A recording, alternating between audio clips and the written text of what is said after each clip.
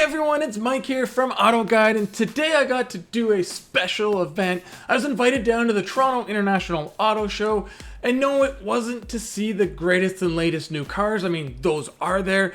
I was invited down to see 9 of the more unusual or crazy or one-off cars that they have at the show. So this is just a fun video highlighting some of those cars that maybe if you're in the area you can go see, and if you're not, get a little info on something a little bit different than what we normally have on this channel.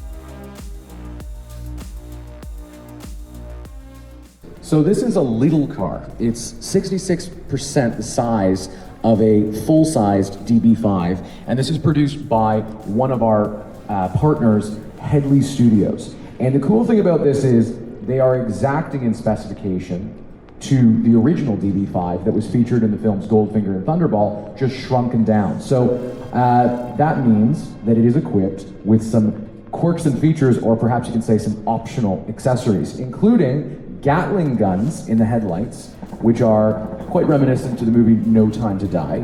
It also has license plates that shift amongst all of the original license plates that were seen in the original film Goldfinger. And then in addition to that, it has a smoke shield and a drift function.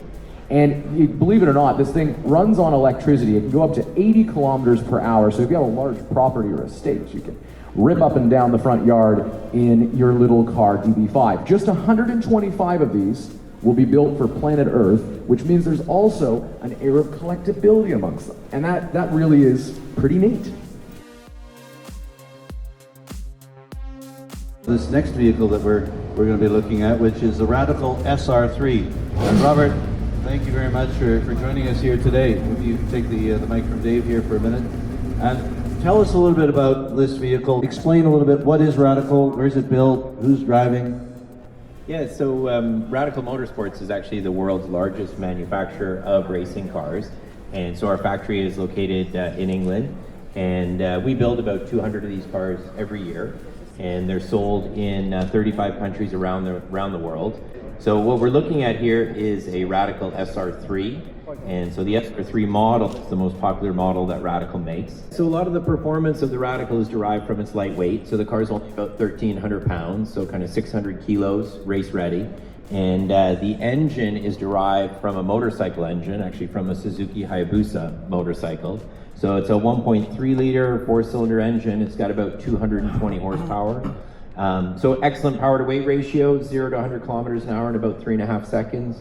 Top speed of about 250 kilometers an hour. But where it really excels is the handling. So this is a T-Rex RR, and it's our 30th anniversary vehicle. It's a designed, engineered, and manufactured product out of Eastern Canada. So it's a very visceral vehicle. We're 1,100 pounds for 210 horsepower. We're also powered by a motorcycle-derived powertrain that is 1.4 liters. It's from a Kawasaki motorcycle. And yeah, it's really fun to drive on the street. It's street legal. So I read briefly that this is F1 inspired. Why don't we elaborate a little bit more on that? It is. So the initial design was from Daniel Campagna, which was an engineer on the Gilles Villeneuve Formula One race team from Ferrari back in the days. And he designed the first T-Rex prototype in '88, and he just wanted to bring a race car to the streets, but the only way really to do it as a lightweight package was to have 3 wheels. So this way we fall in between like a car regulation and auto cycle regulation, which allows us to be really lightweight. So we don't have airbags and stuff like that, but we do have brake tests, crash tests. So it's a bit more lenient, and it allows us to bring a vehicle that is race car weight. So at 1,100 pounds, it's really lightweight. So that was the whole point of it. And a triangular platform, so with 3 wheels, it's really, really stable. So with street tires, we pull 1.3 G lateral of acceleration, but with slicks, we'll pull more than 2 Gs on the racetrack. So 1967 Ford Mustang that's been dialed in to look like Eleanor from the iconic Nick Cage version of Gone in 60 Seconds, powered by a 650 horsepower, 5-liter supercharged V8 and a manual gearbox, and obviously it's got that iconic body kit on it. It's finished in pepper gray metallic, so can't go wrong. That's great. Thank you very much. It's a beautiful vehicle. We'll see a little bit more of that later on, but thanks again for joining us, Greg. Greg's available down at the 100 level. We'll talk a little further, or we can stick around. Chris is going to come up here now. Chris Allard, and our next vehicle, which is also a... Maybe, Chris, you can give us a little bit of an overview of what it is that we're looking at. How was this car developed? And it looks like something a little retro. Hi, so this is the LRJ2X Mark III. Workability out of Laval, Quebec, just north of Montreal. It's originally a 1953 roadster that used to race in the Le Mans and the Grand Prix of the day. This is a 1953 model. We at Allard Motorworks build these cars brand new. This is a 2025 model that we build at our shop up in Laval. It is custom built chassis. We have an LS3 under the hood, 5-speed Tremec with overdrive, and yeah. So thanks very much for bringing it along. We'll see a little bit more of it in action. Thanks very much, Chris, for sharing a little bit more. And he's available to see this vehicle on the 800 level here during the rest of the show. The next vehicle up on our list is, I believe, it's the Ferrari F40, which is coming through, and I believe we've got some friends from Autostrada here to talk a little bit about.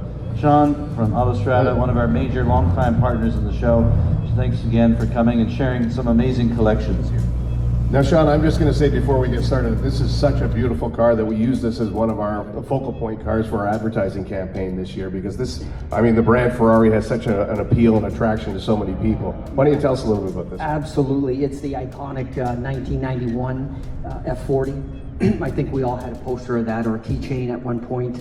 And this was nostalgic. It's got 478 horsepower with a 2.9 liter twin turbo V8. It's got the 5-speed manual transmission. It weighs just under about 3,000 pounds, and there's low number production on this of about 1,311. So not a big production on that car. And Ferrari built this supercar to commemorate their 40th anniversary. Thanks again, Lucas, and thank you for the owner for allowing us to showcase this. Again, this is going to be available to hear a little bit more when it completes its run.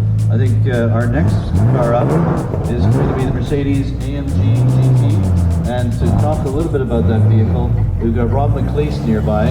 Rob, are you coming up and tell us a little bit about some of the vehicles that you've had in your display? This is a great car, 2021.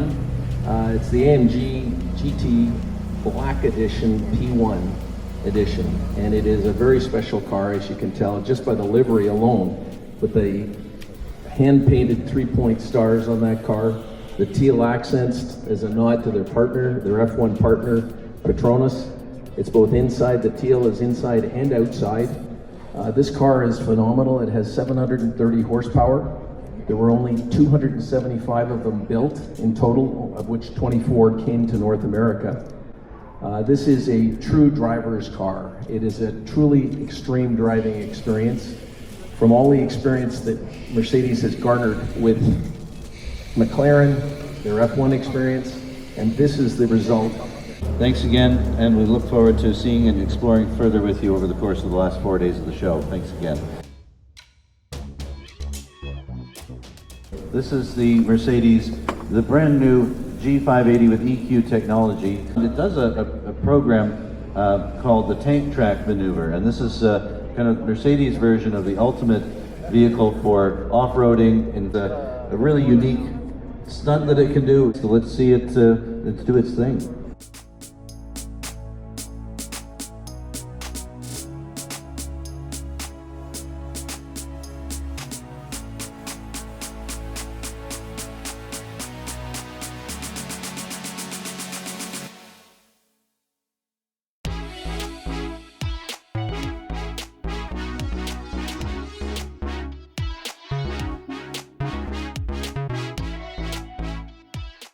I think Wally, I can get you to come up here. We'll avoid talking until the car turns itself off. Listen to a little bit of what old muscle sounds like.